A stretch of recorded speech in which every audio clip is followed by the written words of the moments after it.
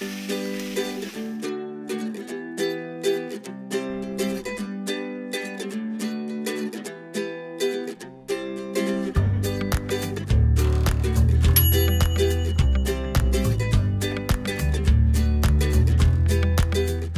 back, everyone. Today we're making appetizers and snacks. So when I teach my online nutrition programs, one of the places where people get messed up the most is restaurants, parties, and travel. We're making 3 appetizers today: my crunchy spiced chickpeas, goat cheese balsamic dates, and rosemary thyme crackers. All 3 of these are incredibly easy to make. Once you start making them, you'll want to have them on hand all the time. We'll start with my crunchy spiced chickpeas. Chickpeas are also called garbanzo beans, and a lot of people just associate these with hummus. Sometimes you'll see them in salads, but you can actually roast them and they become really crunchy and they make a great healthy snack. We'll start by preheating the oven to 400 degrees. I have one 15-ounce can of chickpeas that I drained and rinsed here. The thing is you want them really dry so that they get crispy in the oven. I have them on some paper towels drying out, and sometimes I just roll a paper towel on top gently just to get them dry. Let them sit there for about 10 minutes so they get really nice and dry. Let's start with the spicy part of our crunchy spiced chickpeas. You can of course use anything you want here. I just love the flavor of all of these spices together. We'll start with 2 teaspoons of extra virgin olive oil. We need something to make the spices stick. And about 1.5 teaspoons of salt. Since I drained and rinsed these, they don't have any flavor. We need a lot of salt to flavor them. I'll also add about 1 teaspoon of maple syrup. You want a little sweetness here just because everything is so savory. Perfect. Now for the spices. I'll do 1/2 teaspoon of paprika, 1/2 teaspoon of ground cumin seeds,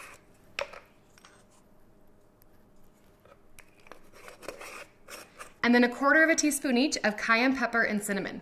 The cayenne pepper makes it extra spicy, so if you don't like extra spicy, just leave that out. 1/4 teaspoon of cinnamon. The warming spice of the cinnamon with the cumin and the paprika goes really well together. And then 1/4 teaspoon of cayenne pepper. Just for a little heat. I'll just whisk this together.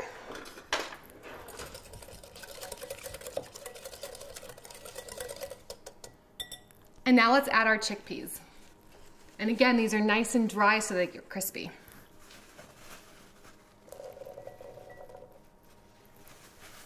Just roll them around.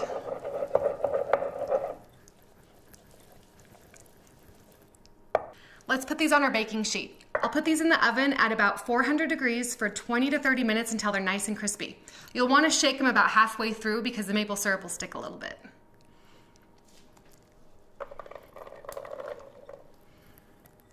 One more. Make sure you get it all.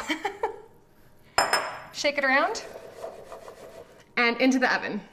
Our next appetizer is goat cheese stuffed dates. This is a little bit of a fake out. It's so easy to make and people go nuts for it. My really good friend Ann Walter taught me how to make this. She usually makes it with figs, but I think it's even better with dates. I like to do this one sort of as an assembly line. So I have a baking sheet here. We'll put these in the oven at 350 degrees for about 10 minutes.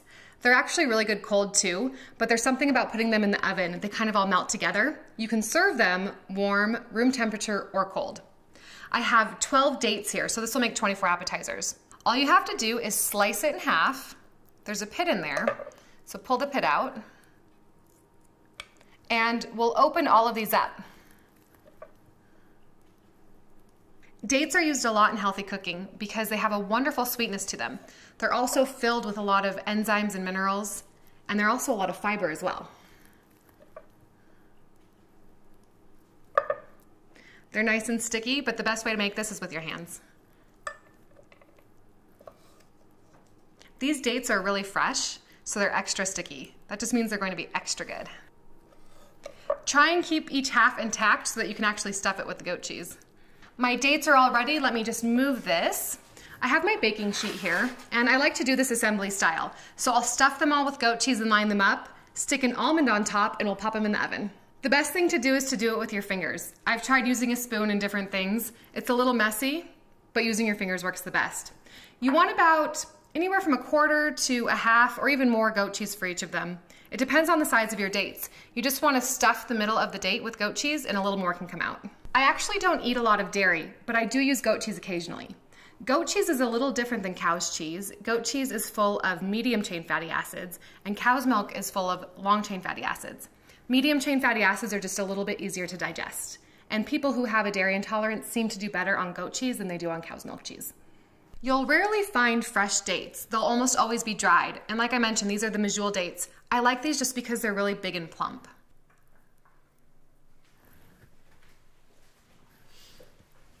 I have all of my goat cheese done. Now it's time for the almonds. I have raw almonds here, and they add just such a wonderful crunch and of course even more nutrition to our dish. This is such a great alternative to a lot of appetizers as well. So many things served at parties are full of bread and chips and really heavy starches. It's okay to eat a little bit of that stuff sometimes, but this is a great thing to snack on as well. Just stick an almond right in the middle of each and gently press it down. These don't have to look perfect. It's even more fun when they're a little rustic looking on the plate. And the last one, we'll stick these in the oven at 350 degrees for about 10 minutes. When I pull them out, we'll stick them on a platter and I'll drizzle them with this really great balsamic syrup. This is just an aged balsamic vinegar. If your balsamic vinegar isn't very thick, you can also reduce it on the stove. Into the oven. Up next is one of my all-time favorite treats, almond flour crackers. These little crackers are delicious. They're totally gluten-free and very healthy. To make them a little bit extra special, I'm going to add rosemary and thyme. You can of course make these plain, but rosemary and thyme go so well together. I actually just pulled all of this out of my herb garden. Herbs are really easy to grow. You just pay a couple of dollars for a little start and you'll have herbs all season. To chop our rosemary, just grab the top and gently peel back on the stems and all the rosemary will come off. You want about 2 tablespoons total of fresh herbs here. You could also use about a tablespoon of dried if that's what you have on hand. And like I said, you can use any combination. The rosemary and the thyme are just so good together. Rosemary is very woody and thick, so just make sure you chop it up really fine.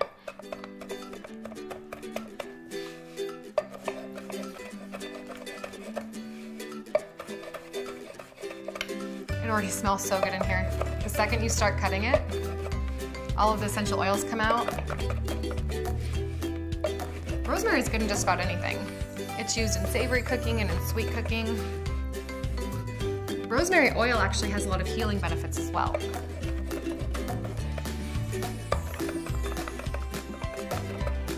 You also want to have a really sharp knife to do this. If your knife is dull, it'll be very hard to chop. You can get your knife sharpened at most kitchen stores and even at a lot of hardware stores too. Our rosemary's done. Let's work on our thyme. And you do thyme the same way. Just grab your thyme stem and gently pull back until the leaves fall off. And the measurements of your herbs don't have to be exactly precise. If you only have a half of a tablespoon or you're running a little short, that's totally okay. Now that my herbs are done, I'm going to add them to my almond flour. I have 1.5 cups of almond flour here. When you buy almond flour, it will say blanched almond flour. That just means they quickly blanch the almonds to take the skins off so you get that nice white almond flour. So just stick your herbs straight in. I'm also going to add 2 tablespoons of ground flaxseed. You want to use your flax seeds ground. You actually absorb the nutrients better than if they're whole. So 2 tablespoons of ground flax, and then we'll add 1/2 teaspoon of sea salt. A couple grounds of fresh black pepper. That doesn't have to be exact. Okay, our dry ingredients are here. Now let's do our wet ingredients. We just need 1 egg, a tablespoon of extra virgin olive oil, and about 2 teaspoons of purified water. I'll show you when we make our dough what you want it to look like. You might need to adjust the water just a little bit. It really depends on your climate and where you live. 1 egg, a tablespoon of olive oil. This is extra virgin olive oil. And use good quality olive oil that you like the taste of because it of course flavors your dish. And then just a little bit of water. I like to grab a fork. I grab my spoon too. I like to grab a fork and just mix this up before I put it into the dry ingredients. It just helps make my dough a little bit easier to make. So here we go. Dry ingredients, wet ingredients. Give this a little toss just to mix it up. Make a well. And then pour your wet ingredients right in the center. Now just mix this until it turns into a dough. It will seem really dry at first. Just keep going and you'll have a really great dough at the end. Once everything seems pretty well mixed, this is where we get messy with our hands, which is kind of fun. Just get all of that dough into the bowl. Let me actually switch out this cutting board so I can show you how I do this. I roll this out in between 2 pieces of parchment paper. This just makes your crackers really even, and it makes it really easy to bake as well. So I have 2 pieces of parchment paper here, and if you're new to the kitchen, parchment paper and wax paper are very different. Make sure you're using parchment paper. I'll just take my 1 piece, and even though this is clumpy, dump it all out here and we'll form it into a dough ball.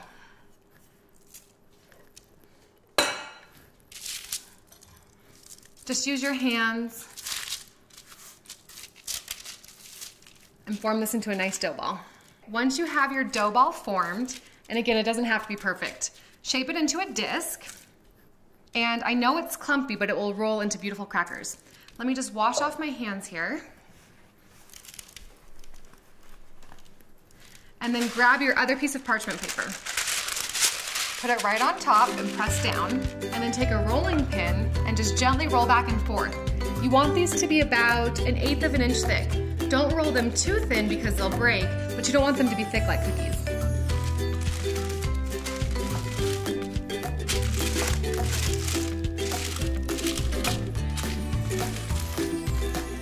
Let me just show you what this looks like halfway through.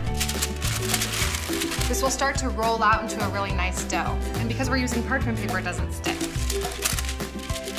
Back on, and just keep rolling.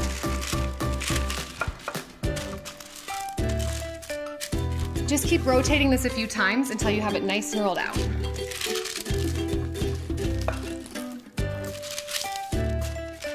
We're going for a rectangle here, but it doesn't have to be perfect.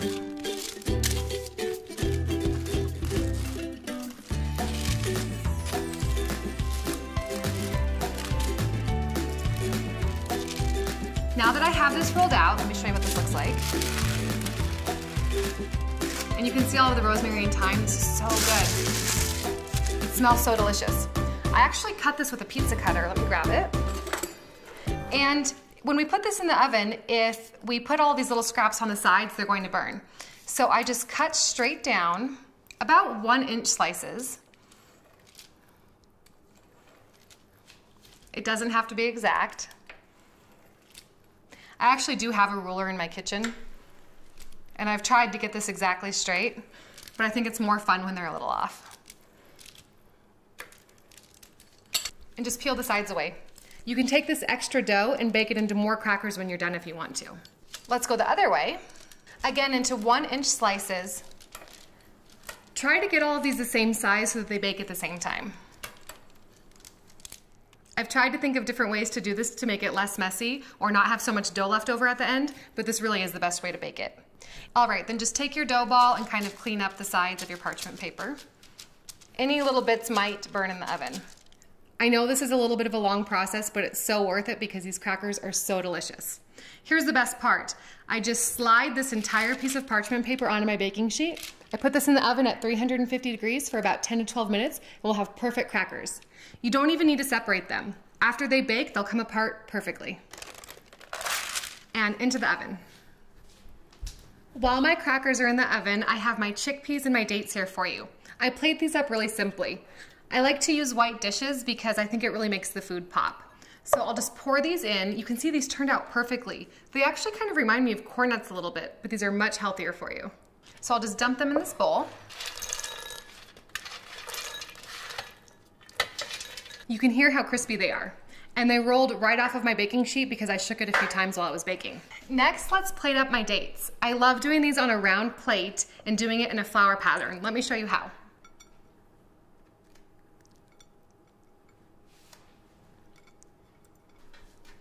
And the last one. To make it even more beautiful and taste even better, I'll use my balsamic drizzle. If you have one of these pouring spouts, it works perfect. If you have a bottle, cover half the top of it with your finger so it doesn't all pour out at once. Just drizzle back and forth really quickly. And each one will have a little bit of balsamic drizzle on it. So there are my dates. Let me grab my crackers and we'll be set to go. These turned out absolutely perfect. Let me just grab my plate. I like to put some rosemary and thyme straight on the plate. It just makes it pretty and lets people know what's in your crackers. Right when I pick them up, they just come right apart. That makes it so much easier to bake them. I just arrange them in lines on the plate. You don't have to do anything fancy. Let me show you how crispy they are. They're perfect. This one's for me for later. These actually store beautifully. They'll keep in your refrigerator for about a week. Since they're made with almond flour and we have fresh eggs, you do want to keep them in the refrigerator, but they store beautifully. I'll put the rest of these in my refrigerator to eat later on in the week. So here we go. I have my crunchy spiced chickpeas, balsamic goat cheese dates, and rosemary thyme crackers. If you want more recipes like these, head on over to my blog at elizabethryder.com and subscribe to my email list. I'll see you guys next time.